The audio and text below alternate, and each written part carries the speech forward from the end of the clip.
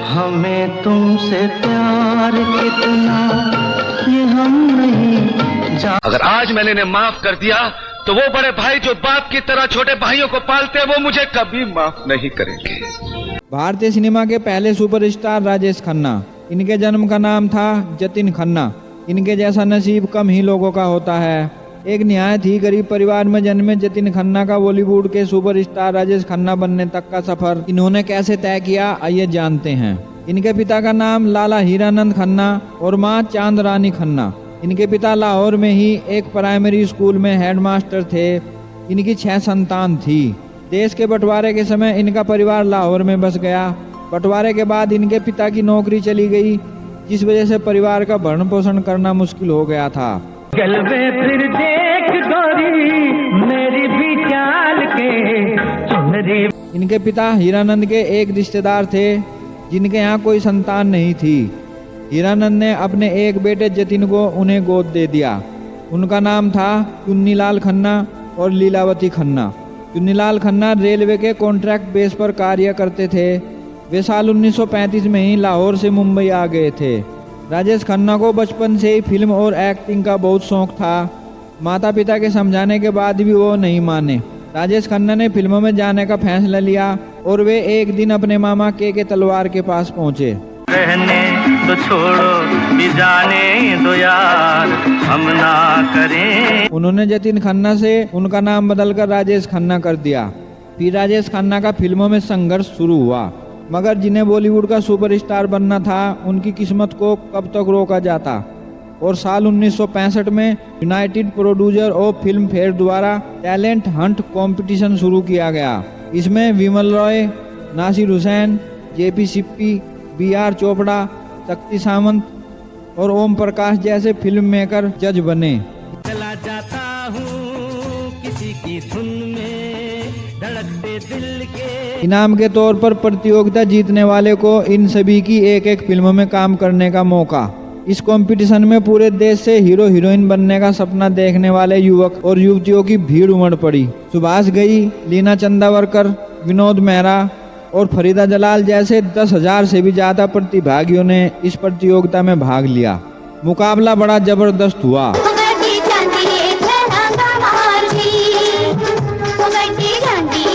राजेश खन्ना और विनोद मेहरा ने अंतिम 8 में जगह बनाई। आखिरकार विजेता राजेश खन्ना बने। लड़कियों में फरीदा जलाल विजेता बनी। विजेता होने पर इन्हें बतौर तोहफा चेतन आनंद की फिल्म मिली आखिरी खत, जो 1966 में रिलीज हुई। और कुछ देर न जा और कुछ देर ठहर। इनकी यह फिल्म भारत की तरफ से ऑस्कर में बेस्ट फॉरेन लैंग्वेज में सबसे पहले पहुंचने वाली फिल्म थी। और तभी जेपी सिप्पी की दूसरी फिल्म राज, जो 1967 में रिलीज हुई थी। अकेले हैं चले आओ जहां हो। इन दोनों ही फिल्मों से राजेश खन्ना को फिल्मी दुनिया में पहचान मिली। प्यार ने दी सदा तुमको आन। इसके बाद साल 1969 में मशहूर फिल्म निर्माता शक्ति सामंत ने इन्हें अपनी फिल्म आराधना ऑफर की। मेरे सपनों की रानी कब आएगी तू, आई रुत मस्तानी का। राजेश खन्ना के डबल रोल और शर्मिला टैगोर के अभिनय ने दर्शकों के दिलों पर जादू कर दिया और फिल्म इंडस्ट्री को मिला पहला सुपरस्टार।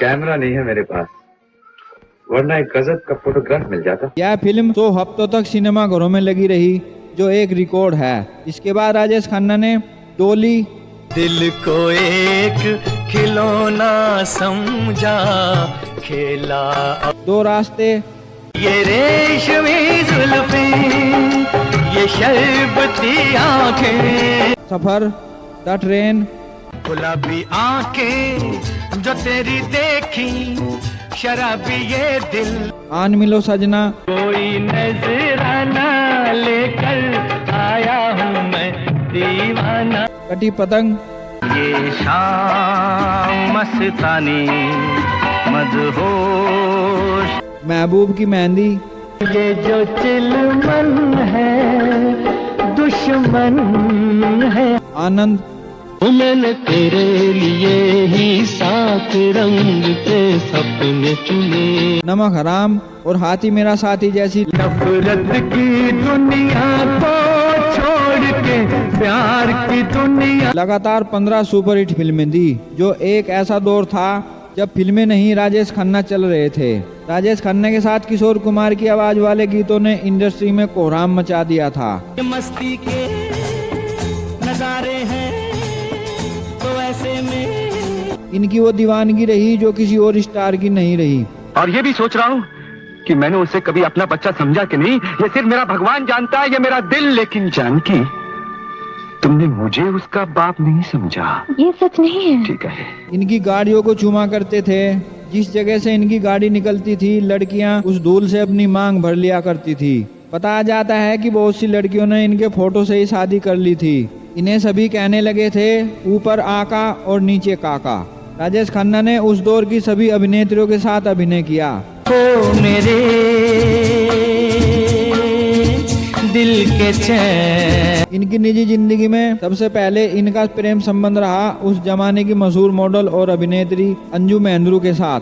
हमें और जीने की चाहत न होती। कुछ समय बाद इनके बीच दरार आ गई। इनके अलग हो जाने के बाद राजेश खन्ना ने डिम्पल कपाड़िया से शादी की। डिम्पल कपाड़िया और राजेश खन्ना, इन दोनों की उम्र में काफी लंबा फासला था, मगर डिम्पल राजेश खन्ना को बहुत पसंद करती थी और मार्च 1973 में डिम्पल ने अपनी मर्जी से राजेश खन्ना से शादी की। नहीं जानकी, नहीं रो मत जानकी, सब ठीक हो जाएगा। तुम्हारी सर की कसम, मेरे प्यार में कोई कमी नहीं आई और न कभी आएगी। इस शादी से इन्हें 2 बच्चे हुए, बेटी ट्विंकल खन्ना और रिंकी खन्ना। इसके बाद दामाद बने स्टार अक्षय कुमार। अपनी अदा और अपने डायलॉग से इन्होंने सभी के दिलों पर इतना गहरा असर छोड़ा कि बड़े से बड़ा स्टार भी इनकी तारीफ करते नहीं थकता था। बाप को धमकी देता है बदतमीज।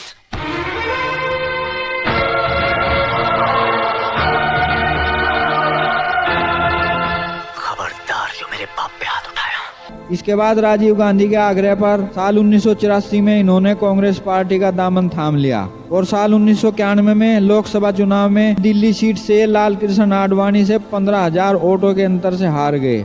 लाल कृष्ण आडवाणी के इस सीट पर इस्तीफे के बाद उपचुनाव में राजेश खन्ना शत्रुघ्न को 25,000 वोटों से मात देकर सांसद बने।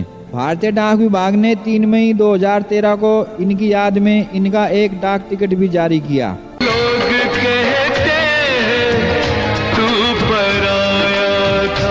18 जुलाई 2012 को वो घड़ी लेकर आया जब राजेश खन्ना साहब ने अपने बंगलो आशीर्वाद में दम तोड़ दिया। इनकी अंतिम विदाई में फिल्म इंडस्ट्री का हर एक व्यक्ति शामिल हुआ।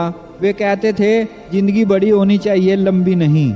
69 साल की उम्र में ये सुपरस्टार इस दुनिया को अलविदा कह गए।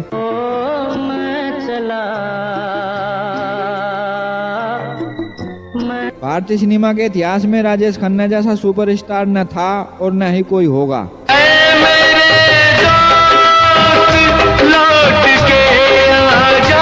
ऐसी ही प्रतिभाओं के जीवन के बारे में जानने के लिए कृपया हमारी वीडियो को लाइक और चैनल को सब्सक्राइब करना मत भूलें। ये दिल बेकरार कितना ये हम नहीं जाने। क्या कह रही है तू? बात कर। माँ, मैं क्या करूं? माफ कर दो इन्हें माफ कर दो। अरे ये तो मेरी पत्नी के कातिल और तुम चाहते हो कि मैं इन्हें माफ कर दूं? हाँ? बस खत्म है साथी ये खेल।